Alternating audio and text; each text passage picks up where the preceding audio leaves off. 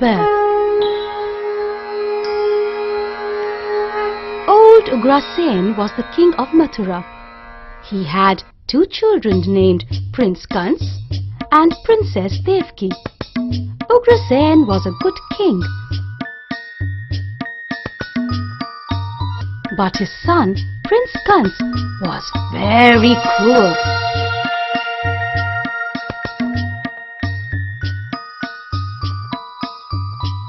Now it was time for Prince Devki to be married off. She was to wed a nobleman named Vasudev. As Kans was the brother of Devki, he had to become a charioteer for the bride and groom for one day. But he did not feel happy in doing so. While Kans drove the chariot bearing Devki and Vasudev out of the wedding hall, he heard a voice from heaven. The voice informed Kans that Devki's 8th child would be his killer. Kans was a superstitious man.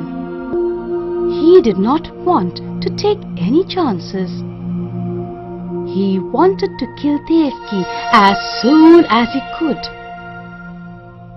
For he thought that if Devki was dead, there could be no 8th child. But Vasudev interfered in between. He begged Kans not to kill Devki and show her some pity. He promised Kans that he would hand over any child born to them, but he would let Devki live. Please, please, please, he begged Kans. Now Kans agreed, as he did not want to have the blood of his own sister on his hands. He put both husband and wife under house arrest. Every time a child was born, the guards informed Kans.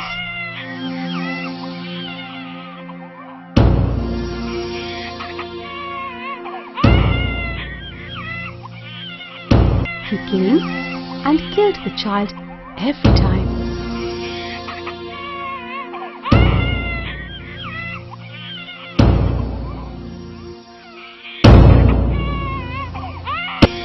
Six of Devki and Vasudev's children met their death in this way. The condition of the parents was very pitiable now. The 7th child was born at night. Devki and Vasudev, seeing the opportunity, decided to save the child. The guards were asleep.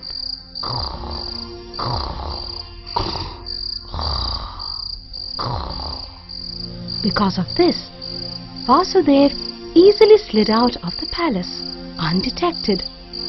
He went to Gokul and left the child with his second wife, Rohini. He returned to the palace. In the morning, he sent a message to Kans. He informed him that the child was stillborn. Kans was very happy to hear this. He knew the next child was predicted to be his killer. He did not want to take chances with the birth of the 8th child. Because of this, he put Vasudev and Devki into a dungeon. The 8th child was born. It was the 8th night of the month of Shravan. It was raining heavily on that night. It seemed that the gods were trying to welcome the newborn child on earth.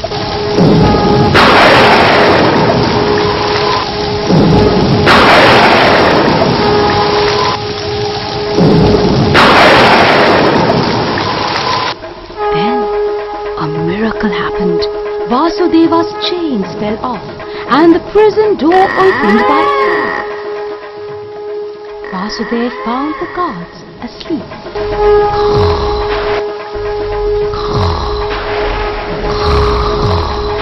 He decided to save the child and to leave him at his friend Nanda's place at Gokul.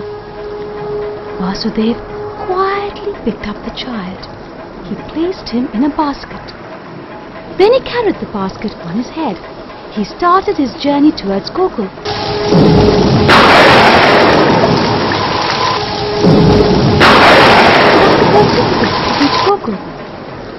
It was situated on the opposite bank of the river Yamuna.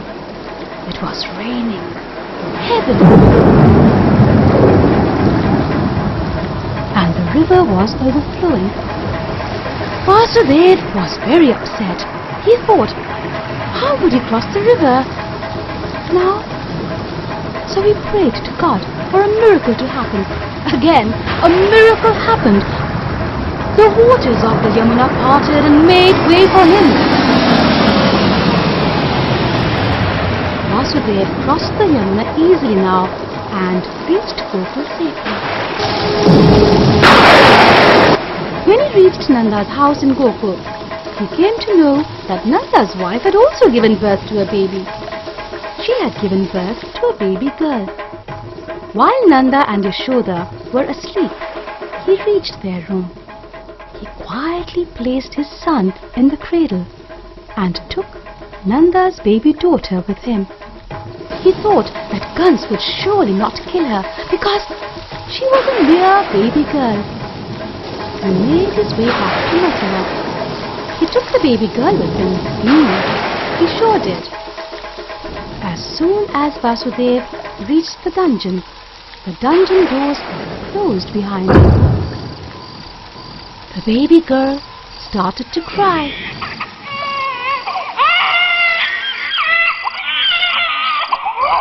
All the guards awoke. They rushed to tell Kans about the 8th child. Hearing this, Kans rushed to the dungeon. He picked up the child and was going to dash it to the ground. Vasudev begged Kans not to kill the child. He explained to him that it was only a girl and a girl would do him no harm. But Kans did not listen to him. He dashed the baby girl to the floor. As the baby was about to hit the floor, she suddenly flew up. She told Kans that the one who was born to kill him still lives and is in Gokul. Then she disappeared. Everybody was surprised to see all this.